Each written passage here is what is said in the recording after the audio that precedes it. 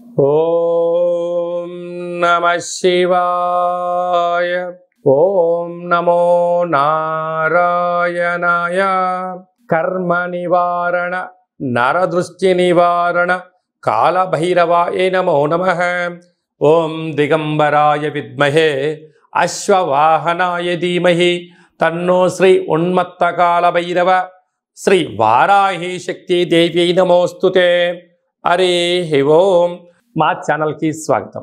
చూస్తున్న వీక్షకులకు, ప్రేక్షకులకు, ప్రియ కాళభైరవ భగవద్బంధులకి స్వాగతం పలుకుతూ, మమ్మల్ని ఎంతగానో ఆదరిస్తూ ఉండబడినటువంటి ప్రియ సోదర సోదరీమణులకు స్వాగతం పలుకుతూ, అందరి పైనను శ్రీ ఉన్మత్త కాళభైరవ స్వారికి ఆశీస్సులను కోరుకుంటూ, ఎవరి గృహంలో కూడా కలతలు లేకుండా, అష్ట కష్టాలు లేకుండా అష్ట ఐశ్వర్య ప్రాప్తిని కలిగించాలని కోరుకుంటూ, వారు విద్యార్థులైతే విద్యార్థులు విద్య, ఉద్యోగస్తులైతే ధనము, వ్యాపారస్తులైతే వ్యాపార ఆకర్షణ కలిగి అన్నింటా విజయం సాధించాలని ప్రార్థన చేస్తూ, కాళభైరవ స్వామి వారిని ఆశీర్వదించమని మనసారా కోరుకుందాం.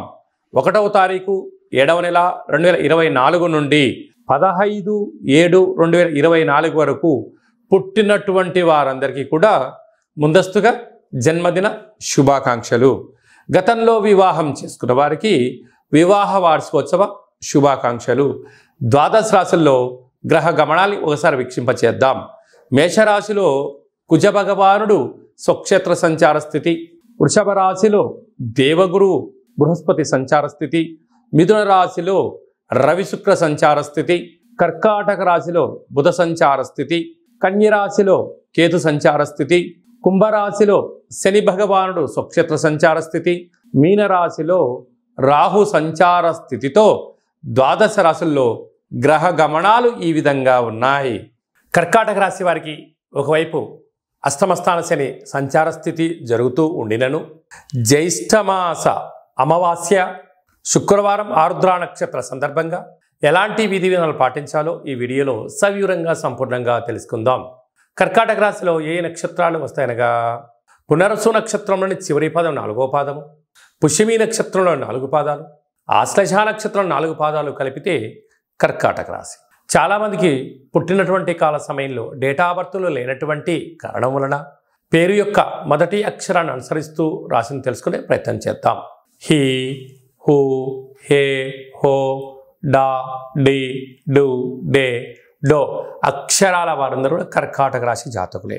రాశాధిపతి చంద్రుడు అవడం, వీరికి తృతీయంలో కేతు సంచార స్థితి ఉండడం వలన చిన్న చిన్న విషయాలకు ఇటు తల్లిదండ్రులపైన కానీ, ఇటు అన్నదమ్ముళ్ళపైన కానీ, అక్క చెల్లెలపైన కానీ ఆధారపడకుండా స్వయం నిర్ణయం, స్వయం పరిపాలన, ఆరోగ్యం, ఆనందం, ఆదాయకరాన్ని తీసుకొచ్చే పరిస్థితి ఉంటుంది. కనుక ఎలాంటి విషయాలైనను కూడా మీరు ఏకాంతంగా, ధైర్యంగా, ధర్మబద్ధంగా ముందుకు వెళ్ళగలిగితే విజయం మీ సొంతం అవుతుంది. అష్టమ స్థానంలో శని భగవానుడు స్వక్షేత్రకారకుడు అవడం వలన మీ జన్మ నక్షత్రం రోజున అష్టమి అమావాస్య తిథుల యందున దూర, వాయు, జల ప్రయాణాలు పెట్టుకోకపోవడం, అన్నింటా ఆవేశం లేకుండా ఆలోచన కలిగి ఆచితూచి నిర్ణయం తీసుకోవడం, మౌనమే శరణ్యంగా ఉండగలిగినట్లయితే 90% మంది శత్రువులను, 90% సమస్యలను తొలగించుకునే ప్రయత్నం అవుతుంది. ఇలాంటి కాల సమయంలో అమావాస్య ఆరుద్ర నక్షత్రం శుక్రవారం రోజు రావడం వలన కళౌ వెంకటనాయక అన్నట్టుగా వెంకటేశ్వర స్వామి వారికి తులసిమాలను సమర్పించడం, లక్ష్మీదేవికి పాలతో అభిషేకం చేసుకోవడం, కాళభైరవ స్వామి యొక్క స్మరణ, కూష్మాండ దీపము, కాళభైరవ స్వామివారి యొక్క సౌభాగ్య ముడుపు కట్టుకోవడం వలన కష్టాలన్నీ తొలగిపోతాయని చెప్పి గమనించాలి. అలాగనే భాగ్యస్థానంలో రాహు సంచార స్థితి ఉండడం వలన ప్రేమికులు, భార్యాభర్తలు, పార్ట్నర్షిప్ వ్యవహార కార్యక్రమం చేసేవారికి ఓపిక, పట్టుదల చాలా అవసరం అని చెప్పి గుర్తుపెట్టుకోగలగాలి. రాజ్యస్థానంలో కుజుడు స్వక్షేత్రకారకుడు అవడం వలన వృత్తులు, ఉద్యోగాలు, వ్యాపారాలు, సేవారంగ కార్యక్రమాల్లో అన్నింటా విజయం మీ సొంతమవుతుంది. లాభస్థానంలో దేవగురు బృహస్పతి సంచారం చేయడం వలన ధర్మబద్ధంగా, న్యాయబద్ధంగా మీరు ఉండడం వలన అన్నింటా విజయం మీ సొంతమవుతుంది.